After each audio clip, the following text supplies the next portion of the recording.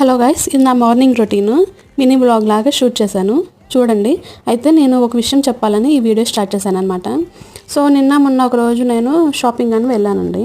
So క్యాజువల్గా ఏమన్నా అత్యవసరమైనవి తీసుకుందామని వెళ్ళాను. అయితే అక్కడ జరిగిన కొన్ని విషయాలు నాకు కొంచెం ఇదిగా అనిపించి నేను ఈ వీడియోలో మీకు షేర్ చేస్తున్నాను. సో ఏంటంటే షాప్కి వెళ్ళాము, ఒక శారీ తీసుకుందామని వెళ్ళామన్నమాట. సో అక్కడ అందరూ శారీస్ చూస్తున్నారు. సో ఆయన షాప్ కీపర్ ఉంటారు కదా, శారీస్ కావాలా, ఎంత ఏ రేంజ్లో కావాలని అడిగారు. నేను ఒక రేంజ్ చెప్పాను అనమాట. అయితే దానికి డబుల్ రేంజ్ చూపిస్తున్నాడు.